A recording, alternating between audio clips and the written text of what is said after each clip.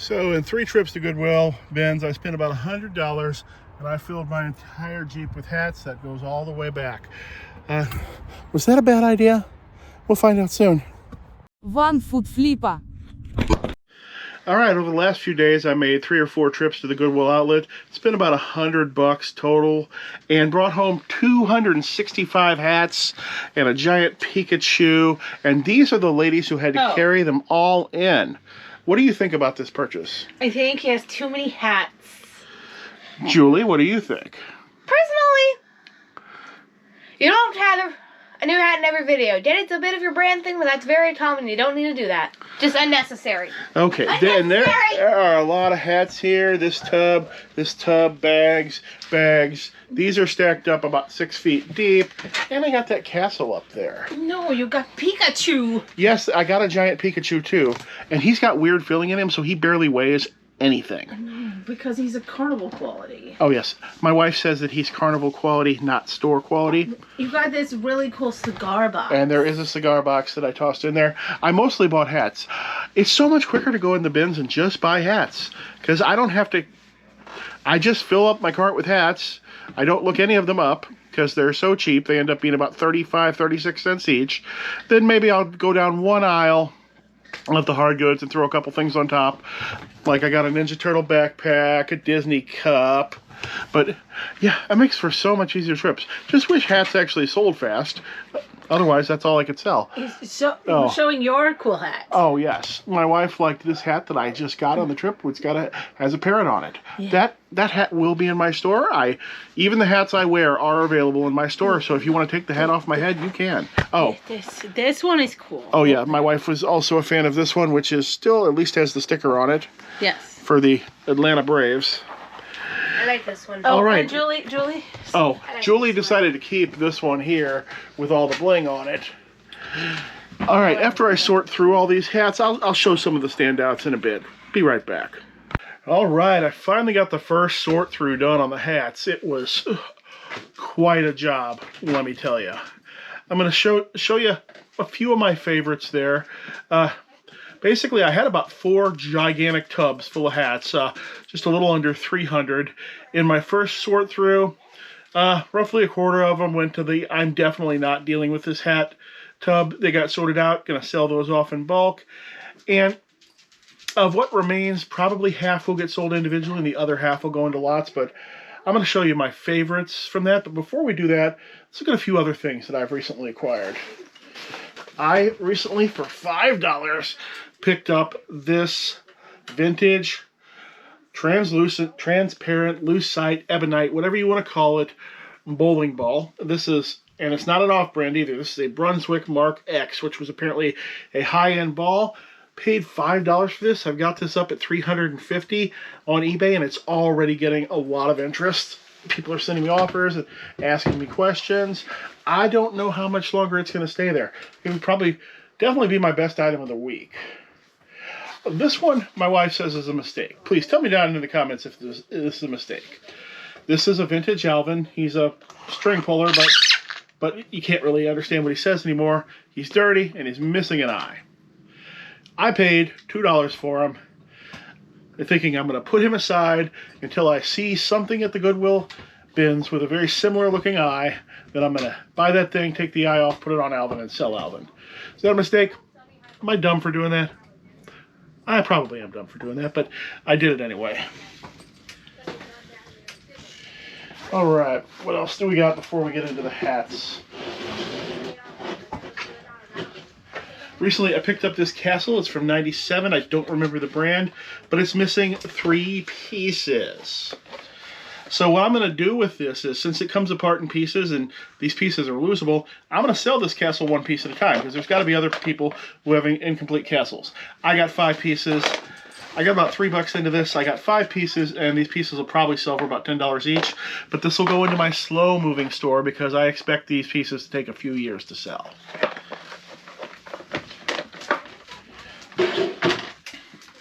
Also picked up a couple of backpacks for $1 each. This is just basically your plain old JanSport, but it looks like it's brand new. I figured if my daughter doesn't want it for school next year, I'll sell it for $10. and a Ninja Turtle backpack in perfect condition. Probably another 10 bucks. Not everything in my business has to be a fortune. Some things are easy to deal with, and you know somebody will want them eventually. Alright, let's get to the hats. Now, there were about 300 of them, but I'm not going to show you 300 hats. I've looked through them all, at least the first run through, and I'm only going to show you the ones that I liked the best. Doesn't mean they're the most valuable or anything like that. They're just the ones that I like the best. There's about 20 of them overall that I like the most. Alright, this one I liked just because I think it's good looking. It's going to my personal collection. Nothing special about it. It's a modern, unbranded hat from China. I just think it's a nice looking hat. Say, Bass Pro Shop hat. This is a much older hat. Ways to tell are the tags inside and what country it was made in.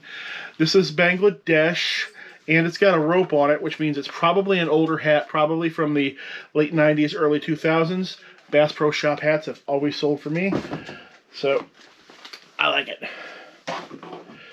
I got 2 of these hats. They say PFC Consulting. I have no idea what that is, but they are definitely a much older hat. It is made in China, but it does have a fancy tag. And it's denim and suede, which is 2 rare things you don't see in hats a lot. And I just think it's kind of attractive. Somebody would probably want that. St. Patrick's Old Rock Church. Now this could appeal to quite a few people. One thing, it is a vintage cap. It's a Nissan cap made in the Philippines.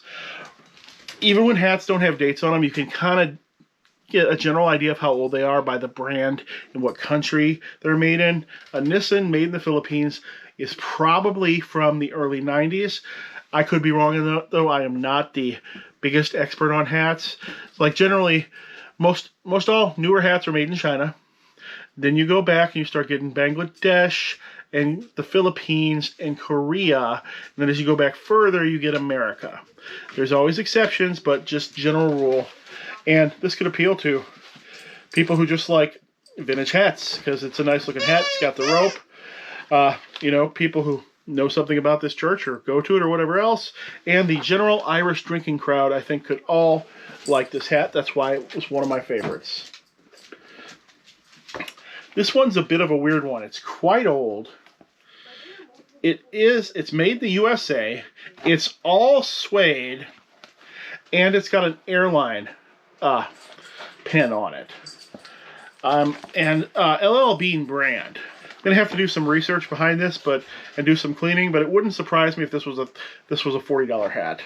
And these hats, for what I paid for the lot of them, I've got about 35 cents in per hat. John Deere hats are always nice and easy to sell, but this one is particularly good because it's got a hard hat insert in it. I had never seen that feature before, so that's why it made my favorites. Normally, this is a International Brotherhood of Electrical Workers hats. Normally your union hats aren't a big deal or aren't anything else, but this one is really old. I can't tell because how old it is because all the tags are gone, the foam is gone from the inside. You could tell it used to have foam inside. That's gone. And it's to IB local number 1. Normally your union hat would only be of interest to people who are in that specific, union local. But since this is IBE local 1, the first IBEW union ever, it could be of interest to anybody in any of those locals. I like this hat just because it's extremely attractive. I think I'm gonna need to reshape it. It was squished, and it's so strangely specific. Cape Fear MRI Conference 1993. I just thought this was cool. It stood out to me. This might sit in my store for years without anybody buying it. I have no idea. I just thought this was a good looking hat. Menard Cashway Lumber. I do not know if this is the same thing as the Menard store because it just says Menard. It's got the frayed look to it, and it's got the super soft floppy mesh in back, not the harder mesh that you see. And the tag has been pulled from it, so I have no idea how old it is. Probably newer though. Just another example of the type of vintage hat that I like and collectors like. Just a simple, attractive hat. Got the mesh back. The tag has been pulled. The foam is gone. Oh, it is K. It's K Products. Sometimes you can find the brand right there. I believe that is made in the USA, if I remember right. And it's got a patch on it. People like hats with patches on them. Much like the one I've got on right now. This has a lot of the features I like. I love a green hat. I like a patch. I like the scrambled eggs here. I like to be vintage. And I like it to be made in America. And this one goes for all of those. That's why it's in my personal collection. I like this one because it's a sports hat that's quite over 30 years old. It goes to a specific event, the NCAA Final Four, New Orleans, 1993. And is this made in the USA? Yep, made in the USA. This one's going to need some cleaning, but I haven't researched it yet, but I'm sure this is going to bring some actual money. I just thought this one looked nice. St. Louis Hockey Club still got the sticker on it. Appears to be brand new. This is just strange enough where people outside of St. Louis could be interested in this. So I thought it goes into my top picks. I have a bit of a thing for restaurant employee hats, so I had to put this hometown buffet hat with a fake suede rim and this McDonald's crew hat. Strangely enough, the sticker on it says 1991, although inside the hat it says 2016. I guess they haven't updated those McDonald's stickers in a very long time, or somebody found an old one and put it on there. Not sure which. All right, what do we got left? All right, this says Paint Jam. Doesn't this look like something that some creative and or bodacious dude might be wearing in some TV show in 1989? Yeah, I think so too. The tag says distinct, and it's made in Thailand, it looks like. All right, getting down towards the end here. A dirty but cool looking Coca-Cola visor. This is going to have to be cleaned. This just stood out enough to me that I liked it. It's got very high stitching on it. Couldn't you imagine something on the TGI on, remember in the 90s on Friday they'd have like Family Matters and not Perfect Strangers, but all those family shows on at once. Couldn't you imagine like Steve Urkel or somebody wearing this hat that says whatever? I could too. That's why I liked it. Okay, I got a couple of similar ones here. Laurel Valley Golf Club. This one's not a baseball cap. Rawlings Sporting Goods, made in the USA. And it's got a patch. So I liked it. And another similar one, Mystery Valley. Made in Korea. That would also probably put it to the 80s. Because Korea in the past, like 30, 40 years ago, Korea was similar to where China is now in their manufacturing. They made a lot of basic stuff, and since then they've much more advanced. Now Korea's making electronics, lots of high-end electronics and cars, and they're not making clothes and hats anymore, at least for the most part. Purina Dog Chow. You wouldn't believe it, but dog food hats sell. I guess it's because people want to look cool at the dog park and prophesize their favorite dog food. And this one is just in such beautiful condition. And I love green hats, so that's why I'm showing it to you. It's probably a modern hat. Yes, it's a new era, so it's not a cheapy brand. January 2016. All right. Here's a real vintage one. Cyro Steel with the white scrambled eggs. Those are much less common. This is made in Korea. Cardinal caps. Got a patch. Got the foam inside. Excellent condition. This one I'm thinking about stealing for my personal collection. Maybe not. Now when I went through those hats. Mostly I didn't pull out very few sports teams related hats because there's just so many of them. Usually they're not all that distinctive. But this one I just really liked. It seems to be much bigger, seems to be larger than a normal hat. Yeah, it is. I've got a big head and this fit me this overlapped me with no problem. It's fitted. It's got a huge brim. It's for the Atlanta Braves. It's still got the sticker on it. It says Cooperstown Collection on the back. I haven't looked it up or anything, but I'm sure somebody's going to want that. Probably somebody with a big head even bigger than mine. And last couple aren't ball caps. This is a Peter Grimm branded hat. It's got a little pin here on the side. This should be good for about 20 bucks. Now, when I'm looking through hats, sometimes I buy hats in a giant lot from one location, and sometimes I look through hats. When I'm looking through hats, I only look at the non-cap, baseball cap type hats.